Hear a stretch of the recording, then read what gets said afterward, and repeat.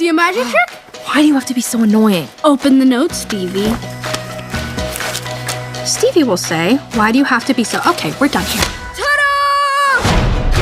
Hey guys, something came up and I'm headed out of town super early. You're leaving? Dad, it's not like Mom's gonna move, right? I just don't want you to worry, honey. Hey, Stevie, look what I found. What is that? The Legend of the Sandman. It says the Sandman can make your dreams come true. It's magic! I can see your crack, Houdini. Hey, Stevie, what would your dream be?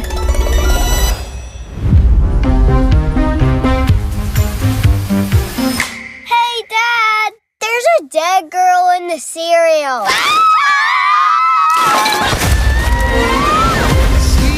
It works! We're in our dreams! So, Sandman, where are you? I know the Sandman. It can't be. My long-lost favorite stuffed animal, Baloney!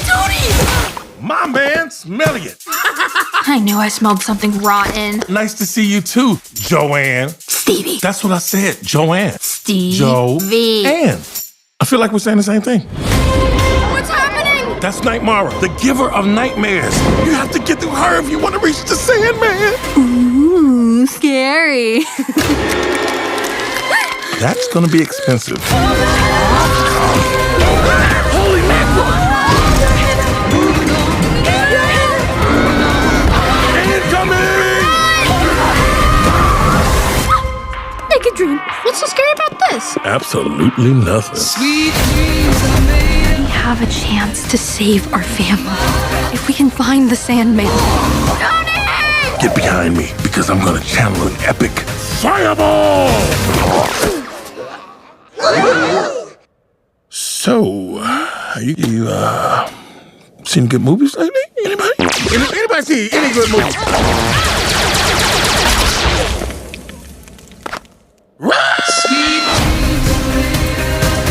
Oh, the good sausage dog.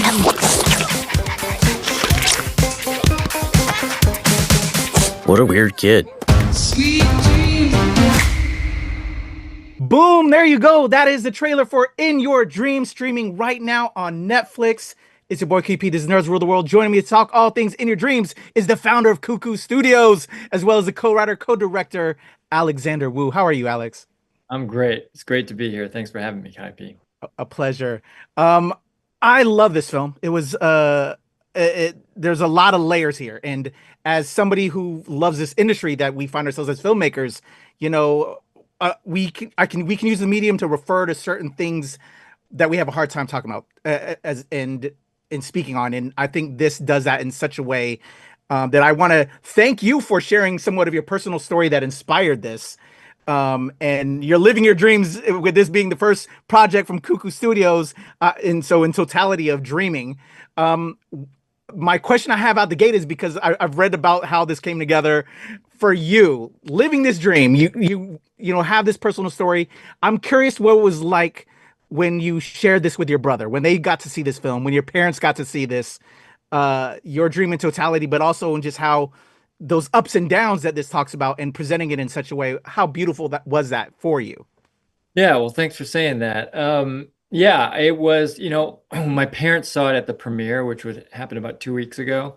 And so that was a really special moment. I mean, obviously it was a little awkward because, it's so much of it is inspired by them and my family and what had happened to us when we were kids. And in the opening intro, I thanked them for being such imperfect parents and giving me a lot of material to make art from. I think the crowd got a kick out of that. I don't know if they did. I'm sure they did. I thought they have a good sense of humor. But yeah, I think they were very moved and very proud of the film and proud of me. And but it is one of those things where film and art allows you to talk about stuff, like you said, that it's harder to talk about maybe in person or to actually have like a real conversation about it because, especially, I'm Asian, I'm Chinese, and in our culture, it's very, it's not customary to talk directly about certain things. You have to kind of work your way around it. And there's like pros and cons to that. But I was never able to talk about these things with my parents, and I had to do it through art, through film, and through storytelling. And so I think in many ways they were able to receive that through this film in a way that I wasn't able to have that conversation with them sort of directly. And so that was really special. My brother saw it last week. I was in London. He's in London he just opened a new restaurant. And so that was really special for me to have him see it afterwards. I could see that there was like, his eyes were all teary eyed, like, and I could tell that it really moved him. And that was really special. And it's one of those things where, like, you know, we're two like middle-aged Asian men. We don't talk about our feelings, you know. But this was my way of, you know, sort of telling him how much he means to me. Oh, beautiful. I think I'm a fellow Asian American filmmaker as well. I think that's part of our superpower is while we want to rep our story. And if we can talk on this, I read that, you know, that was a choice in certain respects for the people you had behind it, but you also wanted to make it very universal because it is a universal thing that we all experience. And so I think that's a superpower that we can dig even deeper and turn things around, but also still tell our story and feel relatable. Yeah. I mean, I think, you know, what I really wanted to, you know, the themes I wanted to tackle with the story are the imperfection of life and the imperfection of families and of people. And that's universal because we're all imperfect. And, you know, I feel like, especially in American culture, there is so much pressure on people to be perfect, to make their dreams come true. And some amount of that is healthy. I think it's what makes America, you know, so exceptional as a country and as a culture. But there's a dark side to it, which is if you don't achieve your dreams, you feel like it's your fault and there's something wrong with you and you failed or you're a loser. And I just think that's so untrue and it's so unhealthy. And so what I really wanted to do with this film was sort of flip the charge on dreams and nightmares and sort of ground dreams a little bit. And conversely with nightmares, you know, it makes sense that people try to avoid nightmares in life, right? But the things that have happened to me where I've grown the most, where I've learned the most, and where I've, you know, where people I love have come together to help me the most is when I'm going through a metaphorical nightmare in my life, where things have not gone well. I'm sort of, you know, at the bottom. Or I'm like, you know, life has not gone the way that I want it to. You know, life is down on me. And that's when the bonds and the relationships that I have really come through and strengthens me. And so I think nightmares have a real purpose in life. So anyways, I love that sort of like flipping the charge on those two ideas. No, I dig that, and I agree. Alex, thank you so much for this film and how I can use it as a tool, and others can use it as a tool. Thank you so much, Alex. In Your Dreams is streaming on Netflix November right now. Check it out. All right. Thanks, Kapi. Thanks. Man.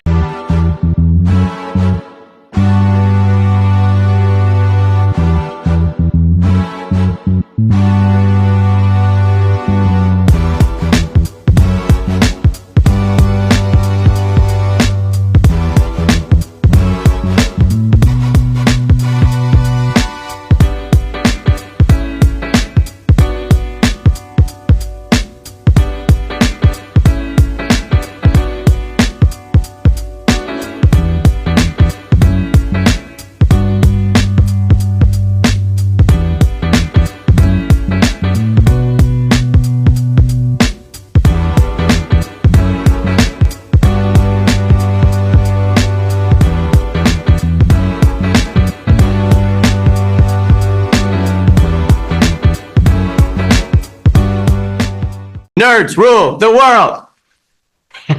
Pleasure chatting with you. Love to all my nerds who rule the world. Yeah. Nerds rule the world. Yes, we do. Thanks. Nerds rule the world. Thank you. I love the nerds ruling the world, so more power to you. Patrick, what up, man? And yes, they do. Nerds rule the world, kid. Yes, you know sir. Thank you. Awesome. KUYA P, nerds rule the world. Hello. Yes, they do. Yes. Oh, nerds rule the world. I got. It's in the title of your show, like nerds rule the world. Like I want more black weirdos on screen, and I don't feel like we ever get to see that very much. Thank you so much. Nerds do rule the world. Yes. Thank you. Heather, nice to meet you. Nerds do rule the world. We do. We're phenomenal, aren't we? Thank you, nerds rule. Love it. Hello, Sarah. Hello, Julie. Yes. Rock on. I love it. Thank you so much. It's good to see you. I love Nerds Rule the World. But yeah, there's a heavy nerd component, man. Yeah. And at the end of the day, if you ask me, nerds rule the world. So Absolutely. And you're right. Nerds do rule the world. We're just the best. Yes. Yes. Nerds do rule the world. I agree. We do. I agree. We're awesome, aren't we? Thank you, ladies. Nerds so much. Yes. Thank you, guys. Bye. And nerds really do rule the world. Thank you, sir. It's your boy KUYA P. Nerds rule the world. Thank you so much, guys. I appreciate you. Do. They rule the world, all right. Yes. Take care, Tony. Thank you, guys.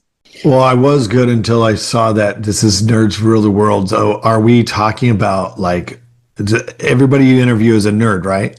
Oh, it's a legal requirement. It is. It's a legal requirement. Yeah. Or are you, or the second you popped on screen, I was like, wait, are you supposed to be the queen nerd then? I hope so. My handle is Heather is a nerd, so I am a professional at least. Okay. But then you enter that whole question of like, well, if you're calling yourself a nerd, are you really a nerd? True nerd, would they call them? I don't know. I'm going to start going cross-eyed. Going to psychoanalyze this a little bit. Yeah. Awesome. KUYA P. Nerds rule the world. Hello, Alex. It's a pleasure to chat with you. Hi, KP. I love the name of your outlet. It's awesome. Thank you, Alex. I appreciate it. I'm ready to rock and roll if you are. Yeah, I'm ready to go. Let's do it. I'm gonna just do a 3, 2, 1 to help me with my edit. We're coming off the trailer. All right, let's go. In a 1, 2, 3.